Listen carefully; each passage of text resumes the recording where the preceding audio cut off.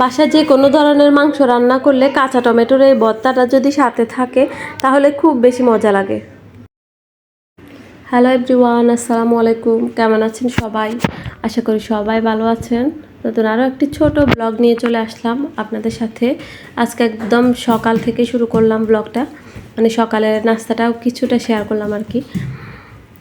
তো এখানে চা বসিয়েছি আর আমি শর্টকাট যে ওয়েটা ব্রেড ছেঁকে নিচ্ছিলাম, সাথে ডিম পোস্ট থাকতেছে।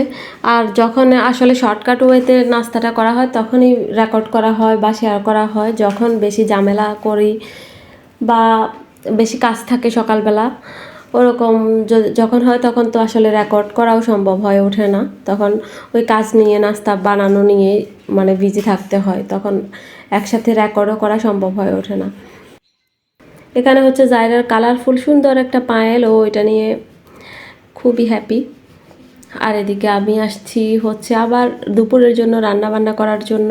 এখানে লাল শাক কাটছিলাম আমি, অনেকগুলা লাল শাক হয়ে গেছে। কাটার পরে দেখতেছি যে এটা আসলে একদিনে খেয়ে শেষ করা যাবে না, তো অনেক বেশি শাক। এখন আমি যেটা করছি, প্যাকেট করে নর্মাল ফ্রিজে রেখে দিব বেশ অর্ধেকের মতো। তারপরে কম অংশ যেটা, ওটা আমি এখন হচ্ছে ভাজি করার জন্য রাখবো। এই যে এতটুকু হলে আমাদের হয়ে যাবে। তো এটা এখন ওয়াশ করে নেব ভালো মতো। সকালবেলা রান্না বান্নার জন্য যে কাটাকাটিগুলো ওইটা আমি করে নিয়েছি।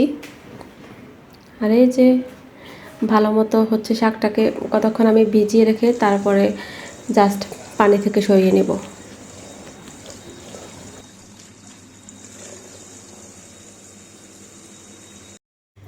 ইটালিতে এখন পুরোপুরি সামার চলে এসেছে, আর এক্ষেত্রে আমাদের বাঙালিদের জন্য সবচেয়ে বড় একটা সুবিধা হবে, সব রকমের শাকসবজি বাঙালিয়ানা শাকসবজিগুলা সব ইজিলি পাওয়া যাবে এবং আর একটু মানে আগের থেকে কম দামে পাওয়া যাবে।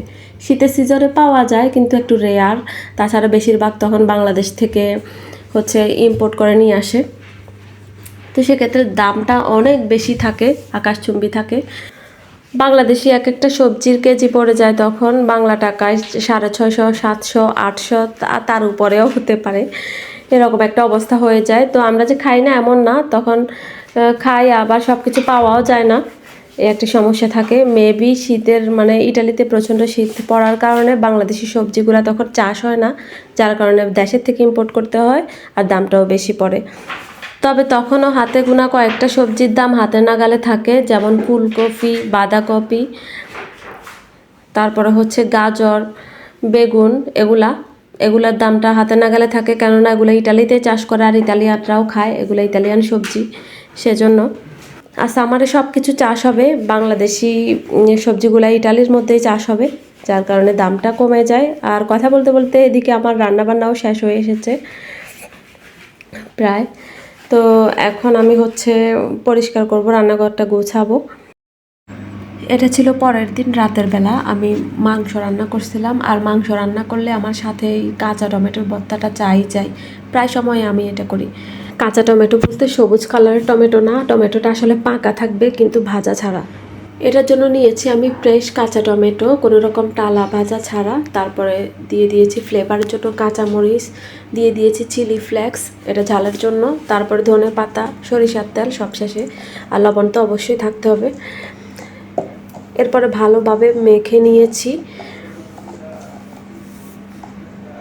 এই যে দেখতে পাচ্ছেন একদম ভালোভাবে মেখে নিয়েছি, অনেকটা জুস বের হয়ে গেছে। তো এই ভর্তাটার সাথে থাকলে মানে আরও এক প্লেট ভাত বেশি খাওয়া যায়, বিশ্বাস করেন, এত মজা লাগে খেতে।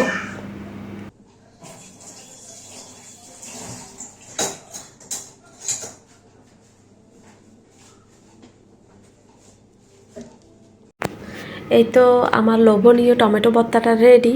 আজ এই পর্যন্তই, সবাই ভালো থাকবেন, আবারও কথা হবে নেক্সট কোনো ভিডিওতে। আল্লাহ হাফেজ।